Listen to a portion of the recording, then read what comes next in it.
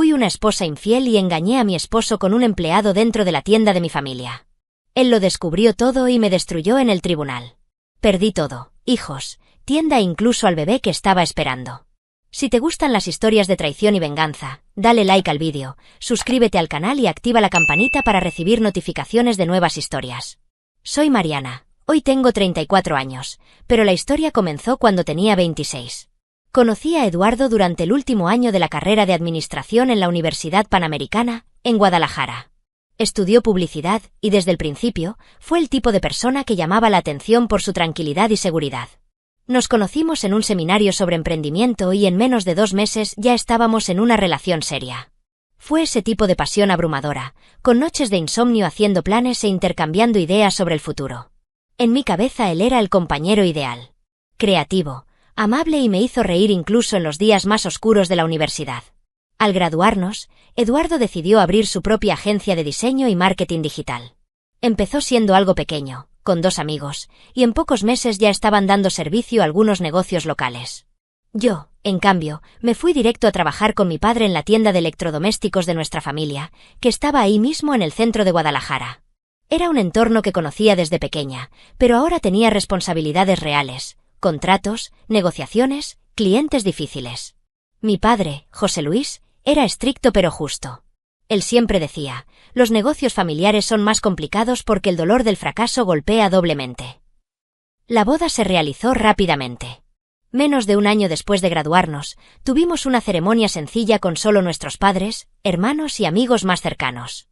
Sin ostentación, porque la idea era juntar lo poco que teníamos e invertirlo en nuestros sueños. Él en la agencia, yo en la tienda. Los primeros meses fueron como vivir dentro de un comercial de margarina.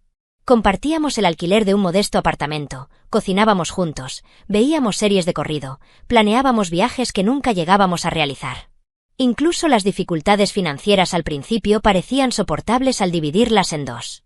Recuerdo perfectamente el día que me enteré que estaba embarazada de nuestro primer hijo. Era sábado por la mañana y pensé que tenía un virus. Hice la prueba más para estar seguro. Cuando vi aparecer esa pequeña línea, mis piernas temblaron.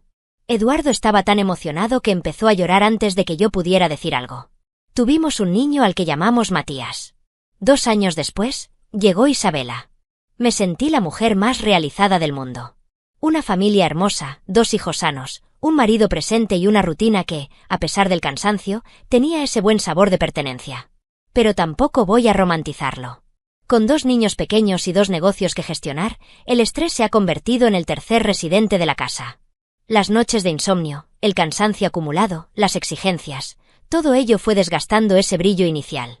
Pero aún así, Eduardo nunca dejó de ser cariñoso, nunca dudó en cambiar pañales o despertarse en mitad de la noche para cuidar a los pequeños. Fue un padre ejemplar y un marido comprensivo.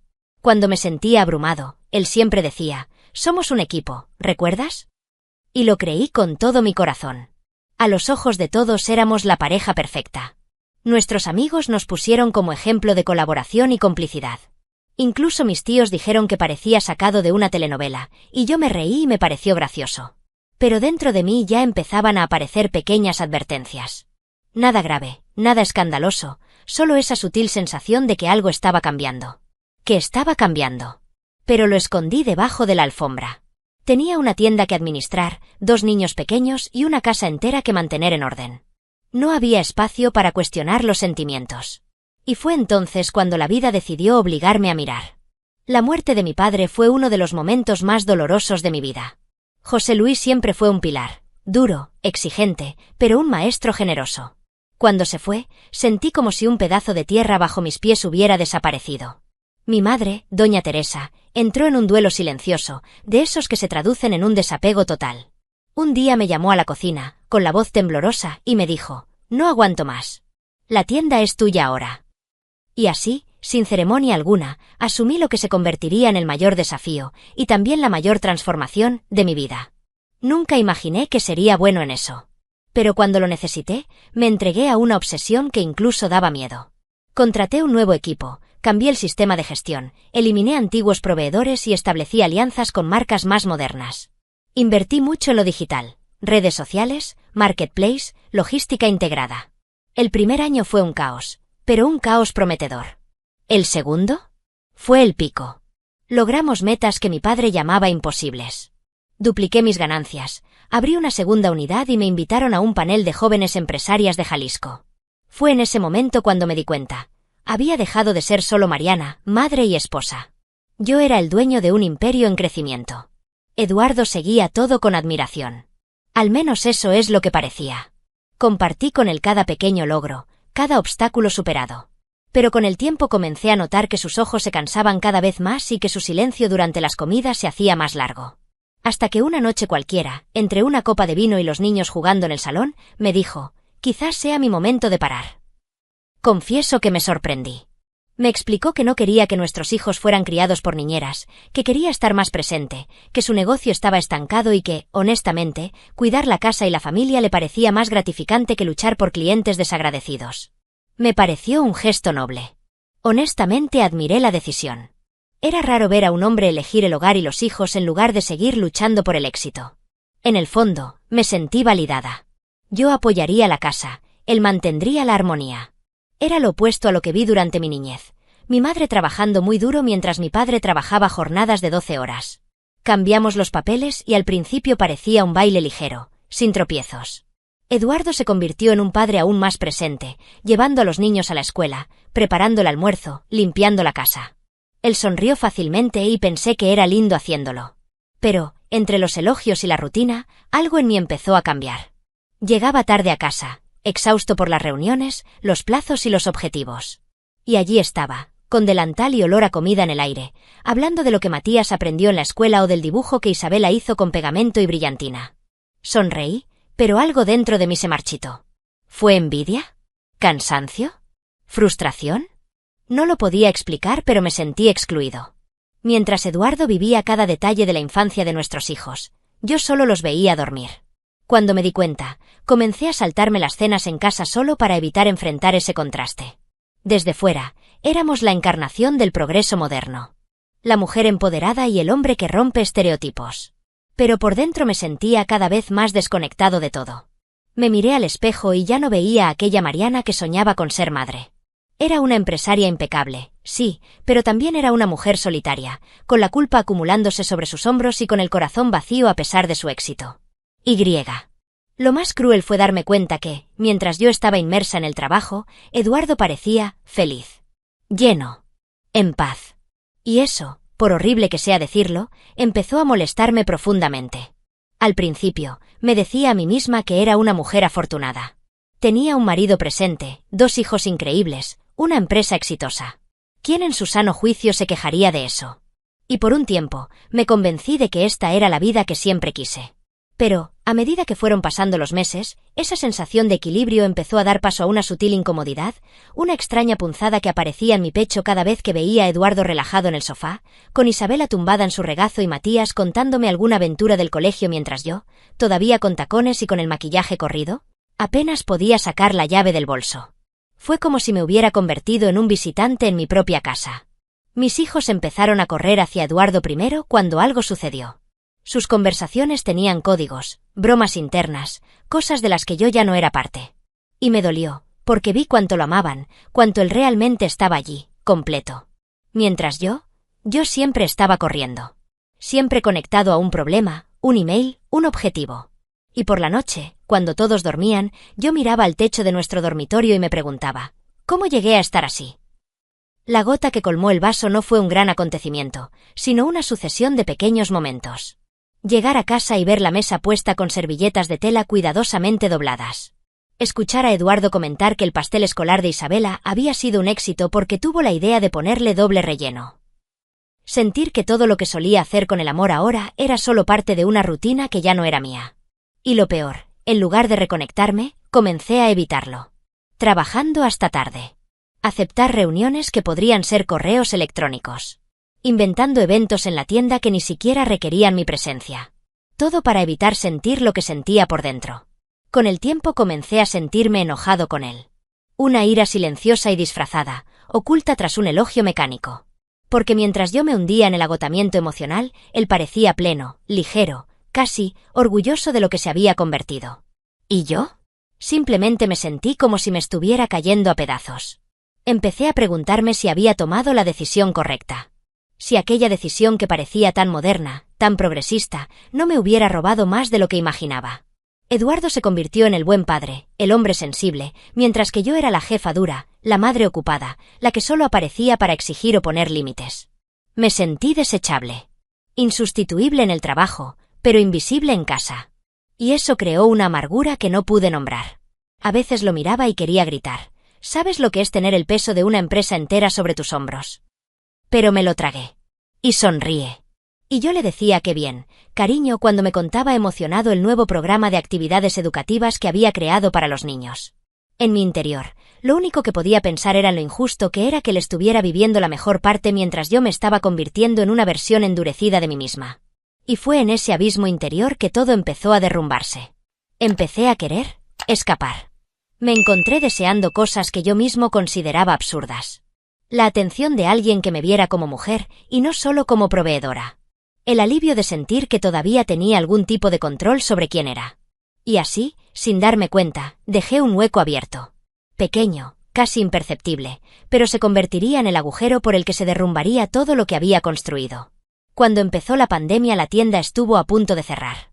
Hubo días de pánico, noches de insomnio, decisiones desesperadas para mantener a los empleados y las cuentas al día. Fue entonces cuando reapareció Damián. Había sido pasante en el pasado, uno de esos niños que nunca esperas volver a ver, pero que te sorprenden.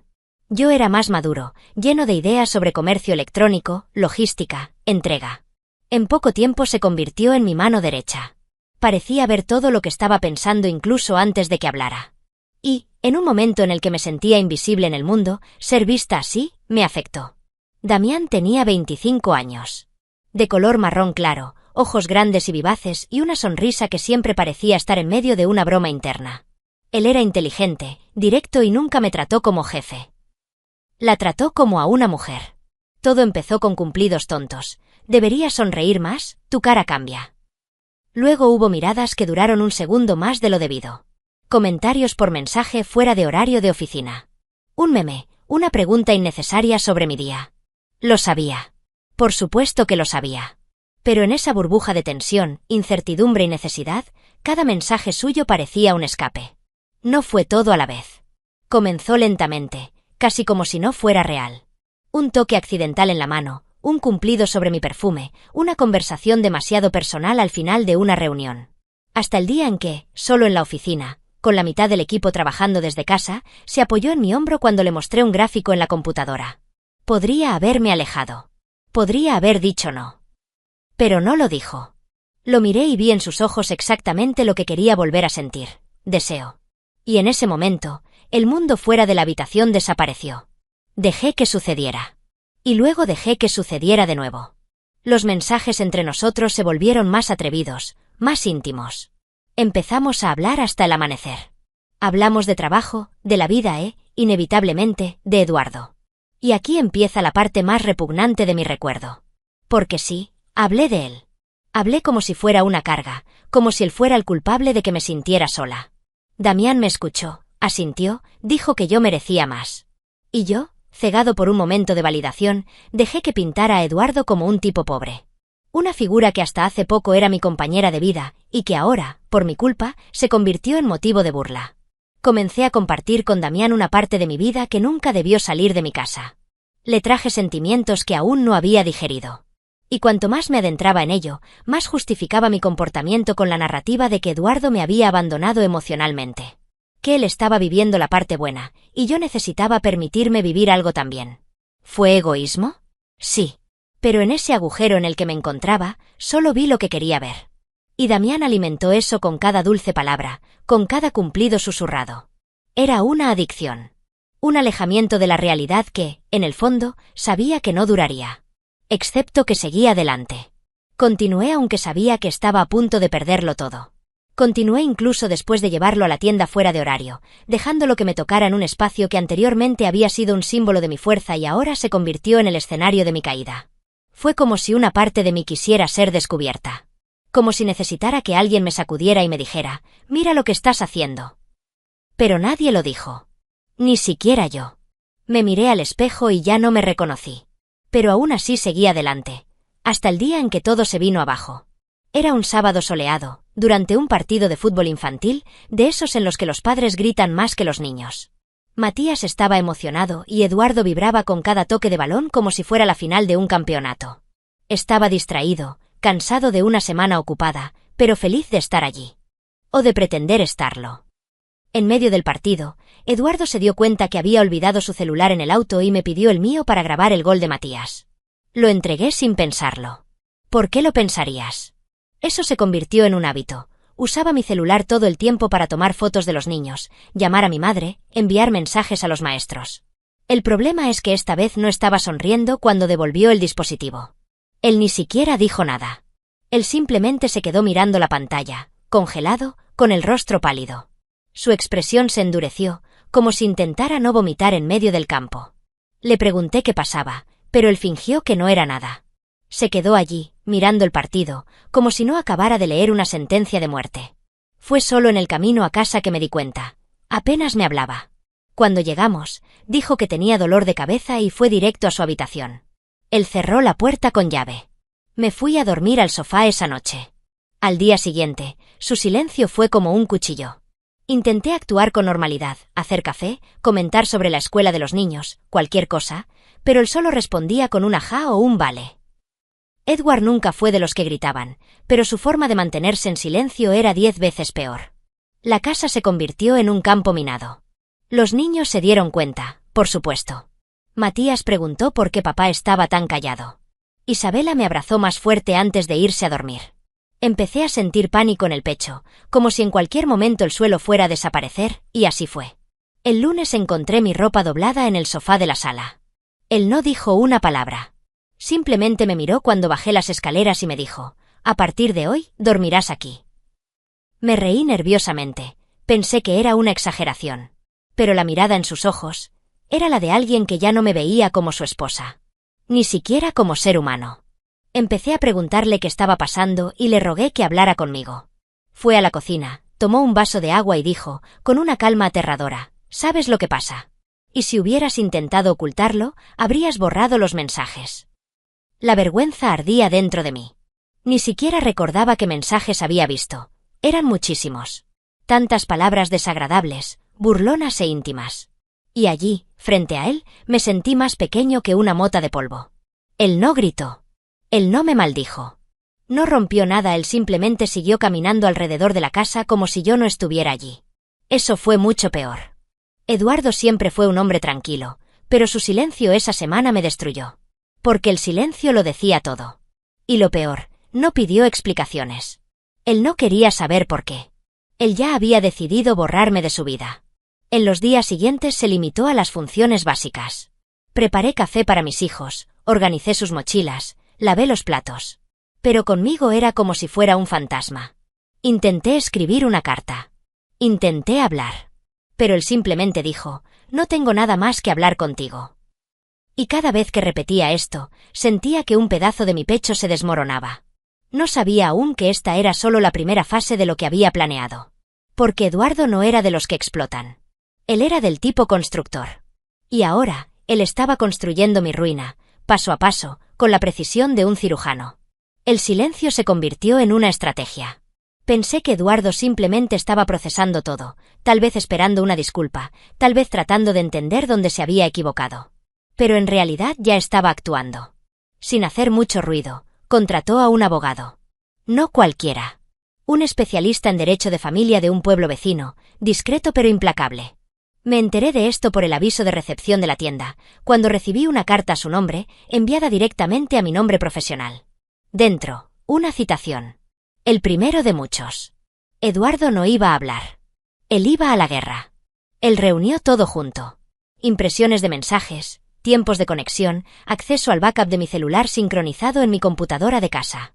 Incluso hubo una captura de pantalla de una conversación donde dije, bromeando con Damián, que yo soy el que tiene dinero en casa. Cada prueba parecía elegida cuidadosamente para exponerme, para avergonzarme, para despojarme de la mínima dignidad que me quedaba. Pero aún así, Edward nunca levantó la voz. Él nunca me llamó traidora, ni puta, ni nada. Él simplemente me miró como si hubiera muerto. Como si estuviera enterrando a la mujer con la que se casó, y lo que quedó allí fuese solo un extraño. Cuando el oficial llamó a la puerta con la notificación de divorcio, el suelo realmente se derrumbó. Pidió la casa, la custodia total de los niños y hasta exigió una pensión alimenticia. La cruel ironía de ser el sostén de la familia durante años y ahora estar obligado a pagar para mantener a los niños que apenas pude ver. Mis rodillas temblaban mientras leía las cláusulas. Fui a ver a mi madre en busca de apoyo. Ella se horrorizó y dijo que Edward estaba exagerando. Pero en la práctica, no pudo hacer nada. Ni ella ni nadie más. No estaba tratando con el hombre amable que conocía. Me encontraba ante alguien que estaba devastado y que no tenía intención de dejar ninguna piedra sin mover. Mi abogado, recomendado por un conocido de la familia, intentó ser optimista. Dijo que podíamos negociar, que el juez podía ver mi remordimiento. Pero poco después de la primera reunión de conciliación, regresó con cara sombría. Eduardo había rechazado cualquier acuerdo. Cuando su abogado salió de la habitación, todavía intenté hablar con él, como un último intento por salvar algo de dignidad. Y lo único que me dijo fue: «Nos vemos en la corte».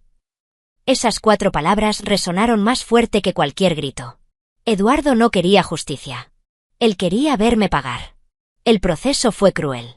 Las audiencias me vaciaron por dentro. Ver a Eduardo tranquilo, preciso, contando nuestros años juntos como si fueran solo informes de fracasos, dolió. Ver la mirada en sus ojos cuando intenté explicarle, tartamudeando, incapaz de unir 2 pensamientos, me destruyó. Y lo peor de todo fue ver a mis hijos entrar a la habitación con esa trabajadora social, luciendo como si todo fuera una broma. Isabela una vez me preguntó por qué no podía volver a casa. Y yo, sin saber qué responder, solo lloré. Lloré allí mismo, delante del juez, del fiscal, de los desconocidos. Porque ya no había nada a qué aferrarse. Y, sin embargo, en el fondo, una parte de mí todavía creía que tal vez, solo tal vez, Edward cambiaría de opinión. Que al ver mi dolor se despierte algo de compasión. Pero su mirada era fría. Me vio, pero no me vio. Me convertí en una figura vacía en el escenario de mi propia tragedia. Y cada paso del proceso no hacía más que reforzar el sentimiento de que la mujer en la que me había convertido no merecía ni perdón ni compasión. Y lo que vendría después sería aún más humillante que el divorcio mismo. La sentencia llegó en una lluviosa mañana de octubre. Todavía recuerdo el sonido del agua corriendo por la ventana de la sala del tribunal mientras el juez leía las palabras que me destruirían para siempre. Custodia completa para Eduardo. Y, más que eso, una orden que me prohíbe vivir con Matías e Isabela por al menos un año. Un año entero lejos de mis hijos. Un año sin despertar con vuestros abrazos, sin preparar vuestras meriendas, sin ver vuestras caritas dormidas por la mañana. Yo, que los había llevado a ambos en mi vientre, ahora era considerada una amenaza para su estabilidad. El argumento del juez fue claro: permitir que Damián estuviera en la casa durante la pandemia, mientras mis hijos dormían en la habitación de al lado, fue una negligencia. Y cuando el abogado de Eduardo mostró capturas de pantalla de mensajes donde decía que estaban durmiendo, así que no importaba, el impacto fue devastador. Me sentí expuesta, desnuda, como si todos allí me señalaran con el dedo y dijeran: «No eres una verdadera madre». Intenté defenderme, pero nada sonó lo suficientemente bien. No pude hacerme oír. Cada palabra que decía parecía otro intento desesperado por parecer humana. Los días siguientes estuvieron llenos de un vacío que nunca pensé que existiera. Mi casa se volvió demasiado silenciosa. La habitación de los niños intacta, como un museo de lo que una vez fue mi vida. Los juguetes apilados, los dibujos en la pared, los envases de snacks en el armario. Todo me recordaba lo que perdí. Intenté mantenerme en contacto. Intenté llamar, enviar un mensaje. Pero todo estaba vigilado. Eduardo autorizó solo 2 videollamadas de 20 minutos por semana, con presencia de una trabajadora social. Y durante esas llamadas, veía a mis hijos confundidos, preguntándome por qué no podía recogerlos. Isabela, con 5 años, no entendía. Ella me mostró muñecas y me preguntó si iba a regresar y jugar con ella. Y cada vez que sonreía diciendo pronto, moría por dentro, porque ni siquiera sabía si era verdad. Matías estaba más tranquilo. A veces ni siquiera hablaba mucho durante las llamadas, solo miraba la pantalla. Eduardo apareció al fondo, cuidándolos con una tranquilidad que me dolió. Porque estaba siendo el padre perfecto. Y yo, la ausente, la madre apartada por orden judicial. La verdad es que por primera vez en mi vida entendí lo que era perderlo todo. Empecé a tener pesadillas sobre sus risas resonando en una casa a la que no podía entrar. Soñé que Eduardo me cerraba la puerta en la cara y me decía que no querían verme más. Y en cierto modo, era casi real.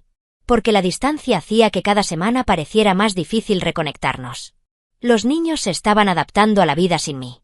Y eso, por necesario que fuera, era un castigo que me carcomía. Comencé a contar los días como un prisionero.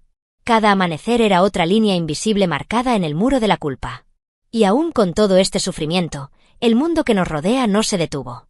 La tienda empezó a ir cuesta abajo, las facturas comenzaron a acumularse y mi madre, la que había tratado de apoyarme al principio, comenzó a alejarse también. Con miradas llenas de decepción, con frases cortantes dichas entre taza de té y taza de té. La soledad no era solo emocional. Fue práctico. Fue físico. Se institucionalizó por decisiones legales y emocionales que me aislaron completamente. Pero lo que aún no sabía era que Eduardo no solo había recuperado a sus hijos. Estaba reconstruyendo su vida, con alguien más. Me enteré por él mismo.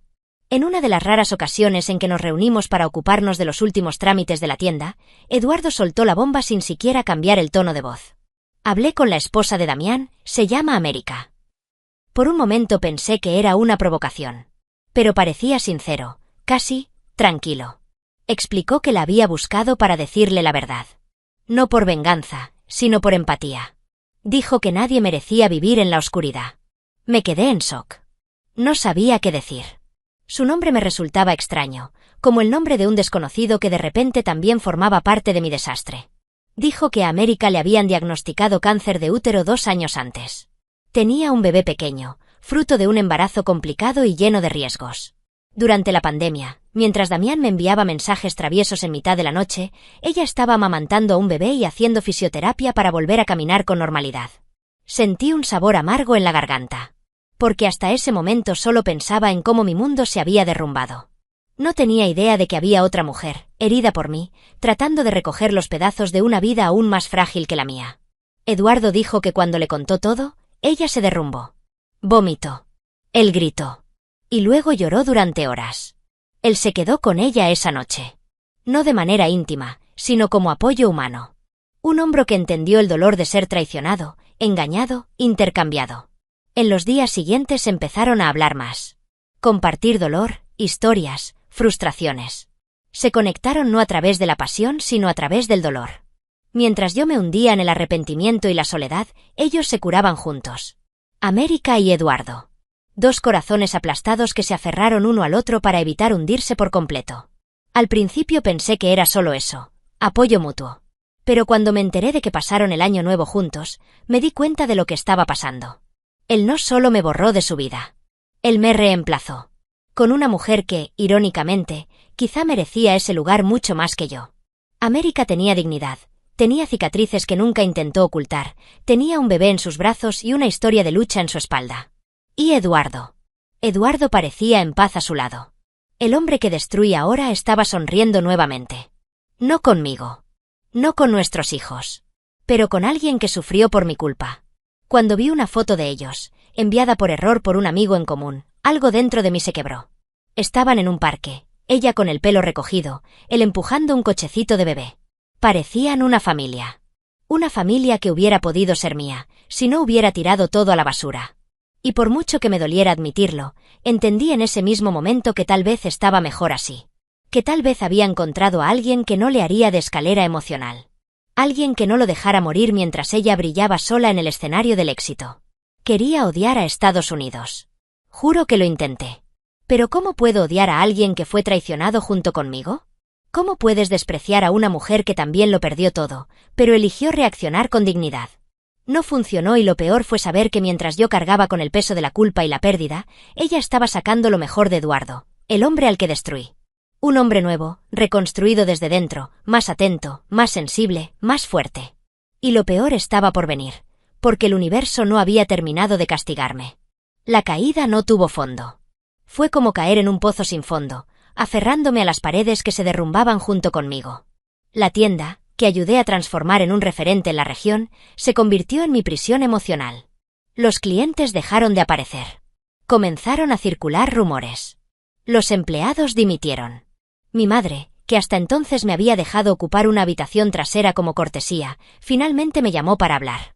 Dije que ya no soportaba oír mi nombre susurrado entre vecinos y familiares.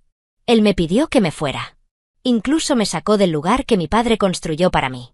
Damián desapareció. Después de una desagradable discusión que casi se convirtió en un caso policial, apareció borracho en la tienda, tratando de convencerme de que lo volviera a contratar. Nunca más me avisó. Habló tonterías, me echó la culpa de todo, gritó en medio del mostrador mientras los clientes miraban. Salió escoltado por 2 guardias de seguridad del centro comercial. Después descubrí que tenía deudas a nombre de otras mujeres, que América ya había intentado obtener una orden de protección antes incluso de enterarse de la traición. Lo comprendí, no fue un error. Era un reflejo de lo peor que existía en mí en ese momento. El último encuentro con Eduardo fue en un parque, a media tarde. Estaba sentado en un banco al azar, mirando a los niños jugar, cuando él apareció. Parecía más joven, más delgado, como alguien que hubiera comenzado su vida de nuevo sin el peso de todo lo que había pasado. Se sentó a mi lado en silencio. Y después de unos minutos, empezó a hablar. Dijo todo lo que había estado guardando durante meses, que sentía asco, tristeza, lástima. Que realmente me amaba, pero cuando leía esos mensajes, algo dentro de él moría. Quien se sintió traicionado no solo como hombre, sino como padre. Y que no podía perdonarme por lo que les hice a nuestros hijos. Ahí fue donde me derrumbé. Lloré como un niño, le rogué que me comprendiera. Dijo, entre sollozos, que nunca quiso ser empresaria.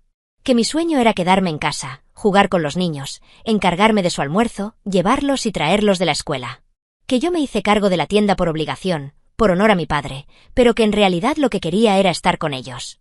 Eduardo me miró con los ojos llenos de lágrimas. Gritó, lloró, dijo que habría dado cualquier cosa por escuchar eso antes. Pero ahora ya era demasiado tarde. Que no podía arriesgar la cordura de nuestros hijos por una mujer que tardó demasiado en comprender lo que era realmente importante. Estuve allí parado, solo, durante horas. Sintiendo el viento seco en mi cara, escuchando la risa de otros niños. Y fue esa noche que sentí dolores extraños. Fui al hospital al día siguiente. Embarazada. De Damián. El médico intentó consolarme, dijo que el embarazo en mujeres estresadas no siempre sale adelante. Pero yo lo sabía. Fue mi castigo final.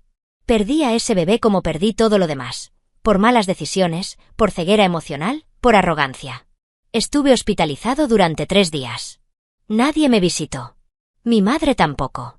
Ni siquiera amigos. Porque no tenía a nadie más. Hoy vivo en un pequeño apartamento alquilado, sobreviviendo con lo que quedó del cierre de la tienda.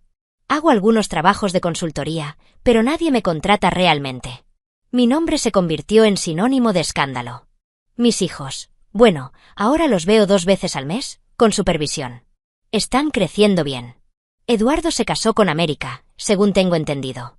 Y a pesar del dolor, lo entiendo. Tienen más en común de lo que yo jamás tendría con nadie. A veces sueño con una vida que nunca existió. Una vida en la que tomé las decisiones correctas. Pero luego me despierto y todo vuelve a ser como antes. Desearía poder decir que aprendí alguna lección hermosa o que estoy en proceso de reconstrucción. Pero no sería cierto. Solo estoy sobreviviendo. Y quizás eso ya sea mucho. ¿Crees que merezco una segunda oportunidad, o todo esto fue exactamente lo que planteé? Deja tu opinión en los comentarios, dale like al vídeo y suscríbete al canal para recibir notificaciones de nuevos vídeos, y además nos ayudas a llegar a más gente y formar una comunidad. Aprovecha y mira una de las historias que están apareciendo a continuación sobre nuevos reportes de traiciones y venganzas. Hasta la próxima historia.